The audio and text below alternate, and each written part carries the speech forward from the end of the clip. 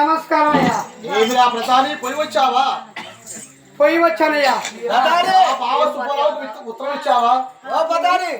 ఎప్పుడు దండం పెట్టా కానీ నిలబడి పెట్టేది దండం అటు పోయి ఇటు వచ్చే వరకు దండం పెట్టారు అటు ఏం చేయాలయ్యా? మంట మీద వచ్చిన అయ్యా.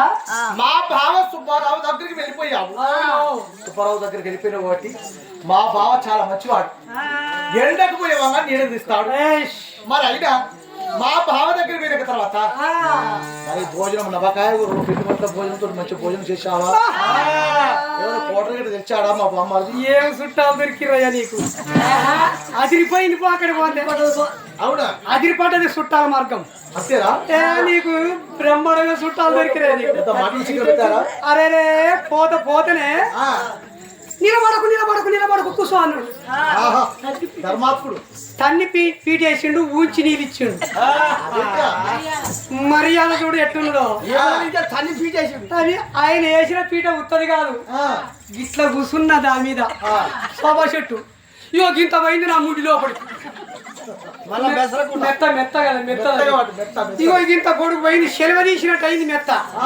అలాకెళ్ళి వెళ్తేప్పుడు ఒక పావు గంట పట్టింది పీక్కునే వరకు. దిగబడి లోపలికి దిగబడ్డది. ఇక కాళ్ళకాడ వేసిండు కదా, అది ఏరే పీట. దాని మీద గిట్ట కాలు పెట్టగా ఇట్లా దారిపోతుంది. ఇక చూడు ఎట్లున్నదో. ఇక కూర్చున్నాక అన్నాడు కదా, మా బావ ఇంటికాంచి నువ్వు వచ్చినావు కాబట్టి నీకు మర్యాద చేస్తానని.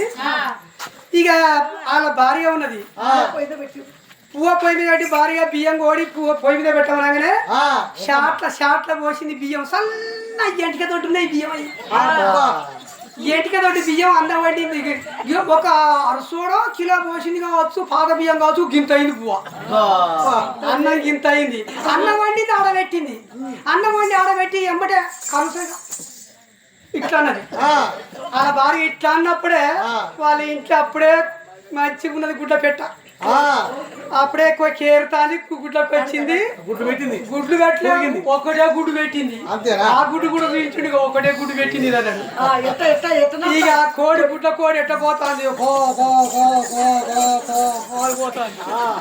పోతా అంటే పోతా అంటే వంగి అందుకున్నాడు మీ బాబు. రెండు గాలు కోడి, రెండు గాలు అందుకొని కోడిని కోసిండు. కోడిని కోసి ఇక వండి దాకా అప్పుడే తీసుకొచ్చుడు బూరు తీసుకొచ్చిండు. ఒకటి బీరు తీసుకొచ్చి ముందర పెట్టిండు. ముందర పెట్టి ఇక నువ్వు కూడా కూర్చోరాదు సుబ్బారావు అంటే అన్నాడు కదా. చుట్టాలొస్తే నేను తింటోని కాదు, నేను ఏరే తింటా కానీ మీరు కడుపుడుందో ఎర్రగా తిన్నాకనే నేను తింటాను. ఇక నేను దాగిలి ముగ్గులు వేసుకొని కూర్చున్నా. ఇక మీ శల్యం పోయింది, అరిటాకు తీసుకొచ్చింది, పరిచింది, వేసింది. ఇగో ఇంత పువ్వ పెట్టింది, ఇన్ని తులకలు వేసింది, బూరు ముందర పెట్టింది. మళ్ళా సల్ల దానం బట్టి, మళ్ళీ జిలేబమ్మటి గ్యారలమ్మటి, మళ్ళీ వేరే ఇంకోటి దానమ్మటి లడ్లు దడ్లు ఇవన్నీ పెట్టింది. ఇక అలానే ఏం చేసింది కదా, ఇక దాని పక్క మడి మళ్ళీ పెట్టింది కదా. రామసక్కడి పెరుగయ్యా, పెరుగు కాకపోతే వాళ్ళ బర్రెలు ఉన్నాయి కదా, కొంచెమా ఒక్కొక్క దున్నపోతులు ఉన్నాయి కదా గౌడు బొర్రు దిట్టమైనవి దున్నపోతులు ఒక్కొక్క దున్నపోతు పాలు పీడుతాంది కదా ఒక కిండి గౌడి పేరు గౌడు బర్రె పాలు పీడుతాంది పెరుగు గద్దలు గద్దలు గద్దలు గద్దలు గద్దలు ఇక నన్నే గిట్టి అరుచుకుంటారు అంటే ఇక నిన్నే చదువుకుంటున్నా ఇక అది పడుతుంది తీసుకుంటా మార్గం మరి నిన్ను ఎంత పెడతాడో నీ బావ కుసబెట్టి పెడతాడో నీకు నిలబెట్టి పెడతాడో నీకు లేదా కుసబెట్టి పెడతాడో లేకపోతే నిన్ను ఇంట్లో వండబెట్టి పెడతాడో నీకు లేకపోతే తాళాలు తీసుకొని పెడతాడు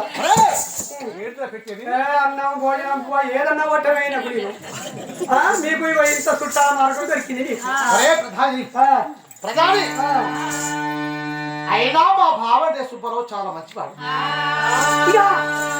నీ బావ వేసుకున్న బట్టలు తల్ తల్ తల్ తల్ తల్ తల్ మెరుతారు. ఏం మెరుతారు అనుకున్నావు? ఆయన అంగి ఎక్కడ పట్టించుడయ్యా అది తక్కువ అంగి కాదు పట్టుకుంటే క్రికెటే దానికి అయినాయి అంట కదా 5,070 రూపాయలని అంట 5,000 గుడ్డ దండివాడు మా బావ. నీ బావ కట్టుకున్న పంచం ఉన్నది అద్దాలు అద్దాలు అంటే త్వరలు అనుకుంటావా పంటకు త్వరలు పోలే ఇవో ఇంటి అద్దాలు ఆ పంటకు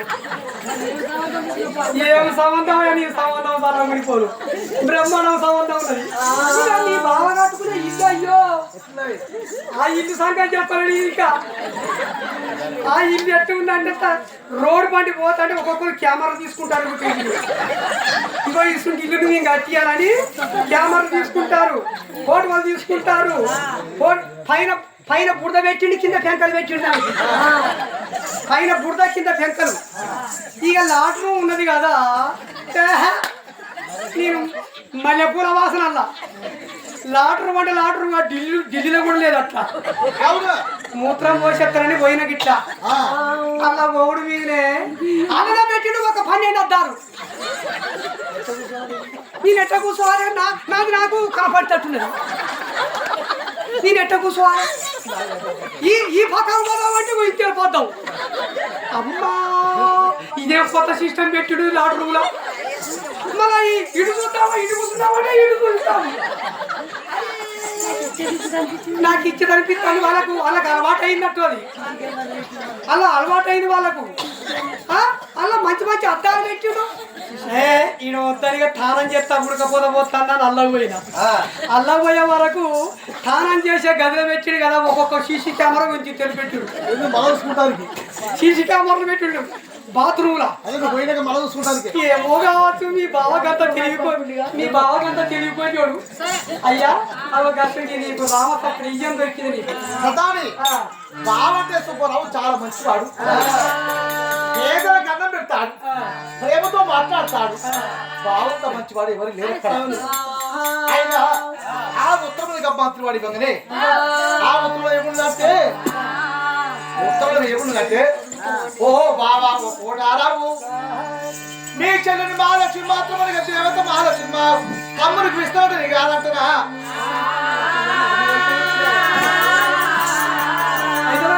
అని చెప్పగల తర్వాత ఇక నా శుక్రవారం దినము నాడు చక్కని రోజు నాడు మంచిగా మేమనగా అందరూ తయారయ్యి మేము పెళ్లికి తప్పొస్తారి ఆ నెల్లూరు నగరం వస్తాము మేము వచ్చేటాలకు పచ్చడి పందిరి వేసి పచ్చడి గోరులు పెట్టి పందిరి వేసి ముచ్చాల పోలు పోసి చక్కగా పెళ్లి చేయండి బావా తప్పనిసరి పెళ్లి వాళ్ళ శుక్రవారం నాడు వస్తాం అని చెప్పింది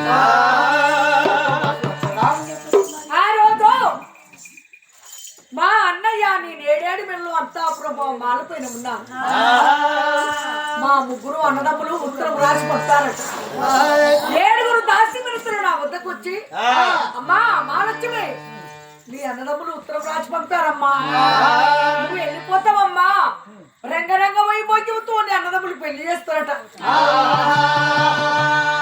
ముద్దులింగలపురం మూడిళ్లపల్లె మామిళ్ళ పాపయ్య కొడుకు వెంకయ్య బావ సుబ్బారావు పెళ్ళయింది వెంకయ్యకి ఇచ్చి నిన్ను పెళ్లి చేస్తారట అమ్మా లక్ష్మి ఒత్తగారికి పోతాం దాసి వనితలు వచ్చి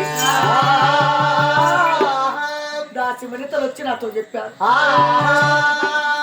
మేనవారంటేనే ఎక్కలేని దుఃఖం అనిపించారు మా అన్నదమ్ముడు రాజాతి రాజులు వీరాతి వీరులు మహాంత రాజులు వస్తే ఎవరికి ఇవ్వలేదు తెచ్చి మేనరిక పెళ్లి చేస్తున్నాడు మా అన్నలు తలపు తెచ్చినాడు మా అన్నల వద్దకు వెళ్ళి మా అన్నల కాళ్ళు మొక్కి మా అన్నల బట్టు మీద ఆడతాను ఏడేడు మేడలమ్మ నేను వెళ్ళాను ఏడేడు మేడలమ్మ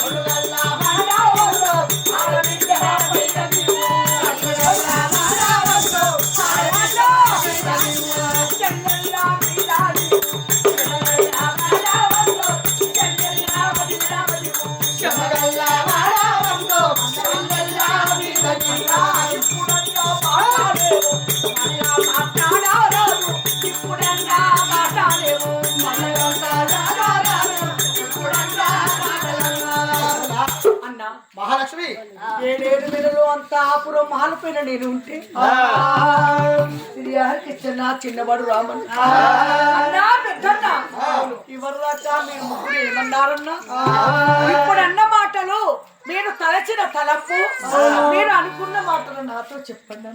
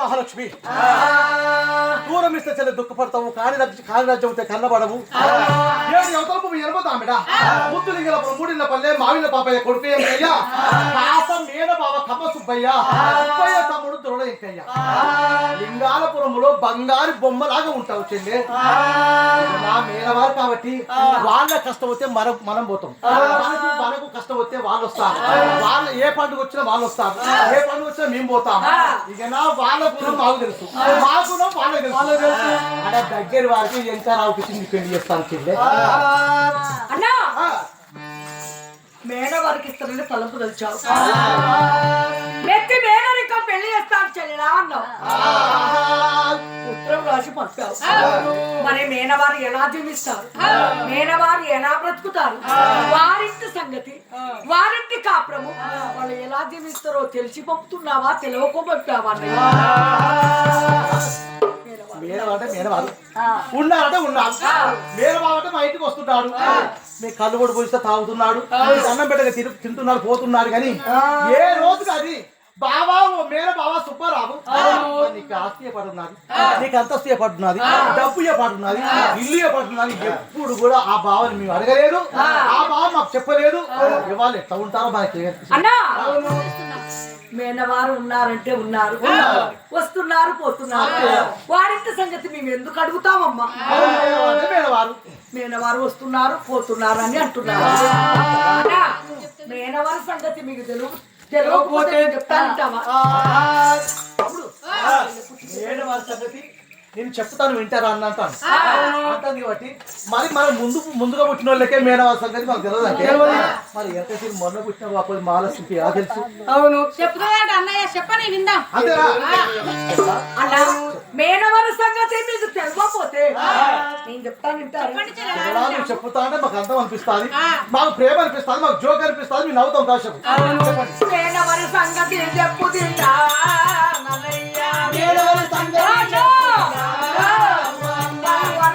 ఉన్నది అప్పు తిన్నాని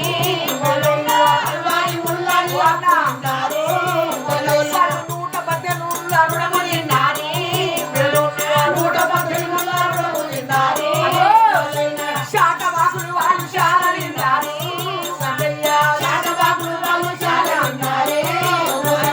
ఉండమంటే వాళ్ళకు ఇల్లు లేదు ఉండమంటే వాళ్ళ ఇల్లు మారు కట్టామలు మడి పంచలేదు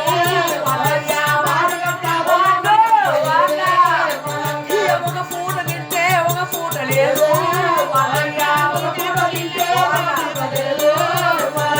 మారు కడతామంటే వస్తాను లేవు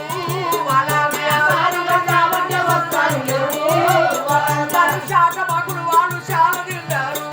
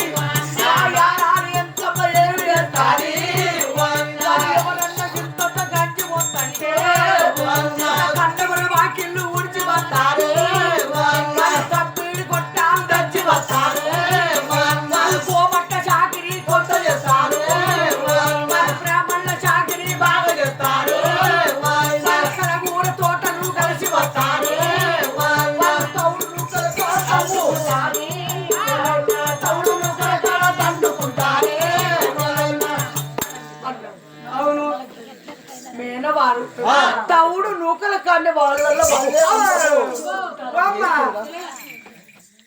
అన్న గుద్దకు మొన్న పెద్ద ఆపరేషన్ గర్భసంచి పచ్చి కుట్ట ఇప్పుడే లగాంచి గుద్ద పోతాను పచ్చి కుట్ల మీద ఉన్నాడు. అది కాదు నువ్వు కూడా అప్పటికి నొప్పి వస్తే ఆపరేషన్ అయింది మొన్న. అదే అప్పటికి నొప్పి లేదురా, ఉన్నామంటే ఇల్లు లేదు.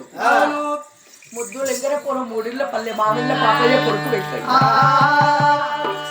వాళ్లకు 60 ఊళ్ళు అప్పు తిన్నారు, 118 రుణము తిన్నారు. శాటబాకులు అంటే ఎలాంటివో తెలుసా? వాళ్ళు ఇంట్లో తిందామంటే తిండి లేక ఎవరన్నా సోడో తవడో మారడో అరసోడో బదలు తెచ్చుకొని తిన్నారు కానీ తిరిగిస్తామంటే వాళ్ళ ఇంట్లో లేవు. అలాంటి అప్పులు తిన్నారు, 60 ఊళ్ళు అప్పు తెచ్చుకొని తిన్నారు. మా అత్తరంగా మా ఏరాలక్క మా ఆడబిడ్డ బుచ్చమ్మ ఏమి చేస్తుందన్న, ఎవరన్నా ఇంత గడ్డి పోస్తారంటే పరవారి ఆ చాకిరి చేసి అక్కిలి గుడిచి వాళ్ళంటూ బోలు దొంగి కూలికో నాలికో పోయి దప్పటి కొట్టాలు తెచ్చి తవుడు నూకలు తెచ్చుకొని వాళ్ళల్లో వాళ్ళకే దొరకక వాళ్ళల్లో వాళ్ళే కొట్టుకుంటున్నారు. మరలగా చేస్తున్నా నన్ను ఇచ్చే ఇంకయ్య ఏమి చేస్తాడు తెలుసా? మా బావ సుబ్బారావు చక్కడి జ్ఞానస్తుడు, ధనము లేకున్నా గుణము చక్కడి వాడు, గుణానికి చక్కడి గుణమంతుడు. మా బావ రాని కింద నౌకరు ఉంటే నెలకు 5 రూపాయల నౌక, అతని ఖర్చు అతనే ఖర్చు పెట్టుకుంటాడు. మా నన్ను ఇచ్చే ఎక్కయ్య ఏం చేస్తాడంటే ఊరి దగ్గర వల్ల కాకపోతాడు, ఊరి దగ్గర వల్ల కాచుకొస్తాడు ఎక్కయ్యా, ఊరి దగ్గర వల్ల కాచుకొస్తాడు ఎక్కయ్యా. చుట్టాము వరి తోడు బర్రాకు తోడే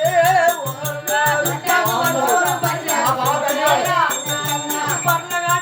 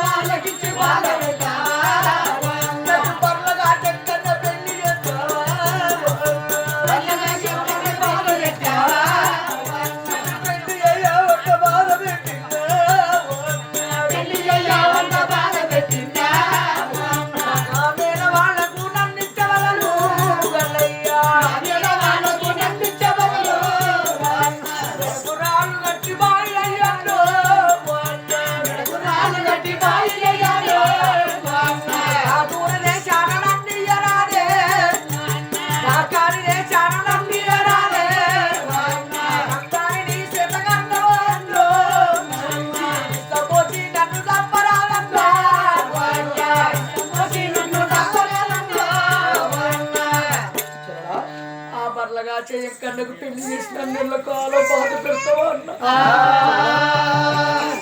అతడు తిందామంటేనే తిండి లేదు ఆ మేడవారికి ఇచ్చే బదులు నన్ను దూరానికి ఇచ్చినా మంచిది అన్నా పూటకు లేని బీదస్తునికి ఇచ్చి ఎల్ల కాలం నన్ను బాధ పెడతావా అన్న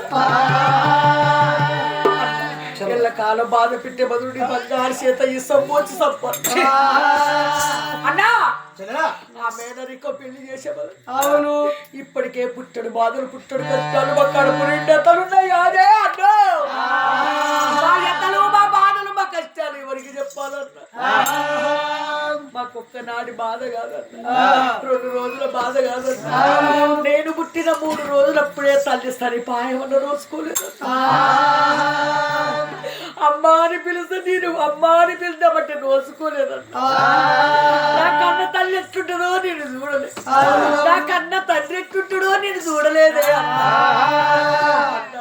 తల్లిదండ్రికి రోజుకోలే అవును ఇప్పటికైనా ఏ పండుగ వచ్చినా పప్పుకు వచ్చినా తిప్పొచ్చినా బతికొచ్చినా వదిన దగ్గరికి పోయి తల్లిదండ్రి ఉన్న వాళ్ళు వాళ్ళు కొత్త బట్టలు వేసుకొని అందమైన బట్టలు వేసుకొని చేతులు నిండా గాజులు పెట్టుకొని వాళ్ళు నవ్వుకుంటా తుల్లుకుంటా అల్లారి ముద్దుగా వాళ్ళ సంతోషం చేత వాడల పట్టి తవ్వల పట్టి కిల్ల కిల్ల నవ్వుకుంటా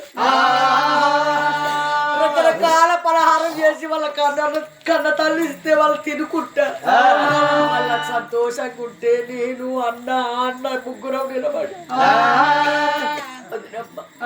మాకు పండుగ వచ్చింది మాకు కొత్త బట్టలు పట్టి మాకు పలహారం చేసి పెట్టవా వదిలే ఎవరి గండము ఎవరి పిండము ఈ పీడ పాడు అడా ఈ పీడ మునిగిపోరు ఈ పోరగాలు ఎవరి గండాన ఉండరని మనరాని మాటలు అంటున్నారు కొడుతుందో తిడుతుందో కోపం చేస్తుందని ఎంత ఆకలైన వచ్చుకొని మేము ఉపవాసం మంట ఉన్నాం